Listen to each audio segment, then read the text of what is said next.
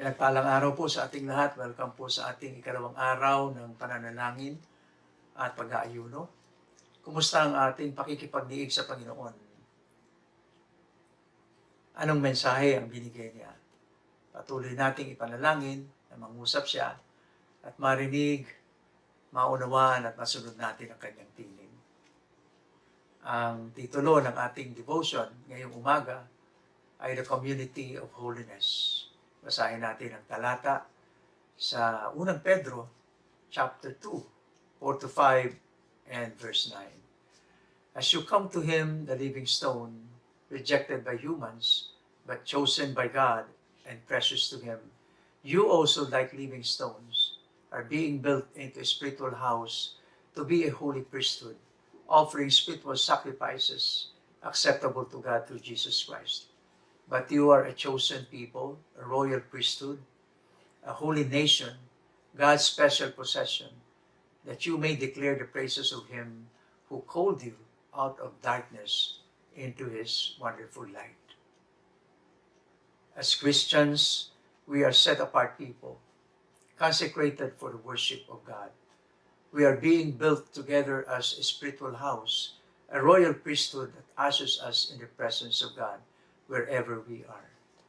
The community of holiness is God's consecrated people, filled with his presence to declare his perfect goodness. Since we are now set apart by God, he calls us to live in such a way that others can see his transforming power in us. As his spiritual house, we are expected to live and act differently so that we can be a witness of God's goodness and call people out of darkness, not just through our individual lives, but also as the church, the community of holy people. Si Clarence W. Hall ay isang masigasig na newsman.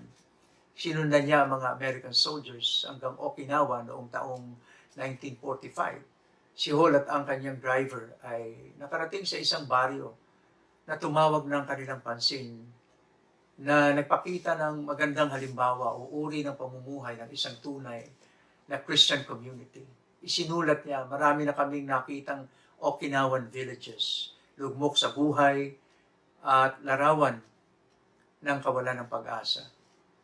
Malaking kaibahan sa baryong una naming nakita. Parang isang brilyante na hinango sa tambakan ng basura. Kahit nasaan kami pumunta sa kanilang lugar, ay binabati kami ng matamis na ngiti at magalang na pagyuko. Ipinasyal sila ng isang matandang lalaki upang ipakita ang kabuuan ng baryo. Masasayang tahanan, mayabong na mga pananim, maunlad na at mapayapang pamumuhay. Isang lugar na pinagpala. Ang lugar na ito ay walang kulungan, walang naglalasing, wala sa kanilang bokabularyo ang salitang diborsyo. Napag-alaman nila na may nagpunta doon na isang Amerikanong missionary. 30 years na ang nakakaraan. Sa loob ng mga taon na iyon ay nakapag-akay sa Panginoon ng dalawang matanda at iniwan niya ang isang Japanese Bible. Pinag-aralan ng dalawang ito ang Bible at sinimulan na akayin ang mga kababayan kay Kristo. Ang sabi ng driver ni Hall, siya ay manghang-mangha sa uri ng kanilang buhay at pag-uugali. Only a Bible and a couple who wanted to live like Jesus can change a community. Ano kaya ang mas magagawa natin kung tayo ay magsasama-sama at mamuhay na tulad ni Kristo? For sure, we can make a big difference. Christians are set-apart people. They are vessels of mercy. They are not for the devil's use, not for their own use, not for the world's use, but for their master's use. He has made them on purpose to be used entirely, solely, and wholly for him. The great power of God's word leads to salvation through faith in Christ, creating peculiar, purchased people, a community of holy people who love one another, exhort one another, and serve God together. Kailangan nating ipanalangin na makita ng sanlibutan ang ating mga iglesia o community of holy people na isang halimbawa ng kapangyarihan ng Panginoon. The world at its worst needs the church at its best. What a responsibility. Every day we represent the one who is the ruler over the kings of the earth. So let's make sure our conduct shows it. If we are to live like a community of holy people, what behavior or attitude should we put aside? What things should we do? Are you set apart or set aside?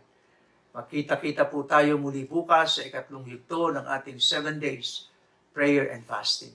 Keep safe and keep God. Emmanuel, we conquer by continuing. God bless.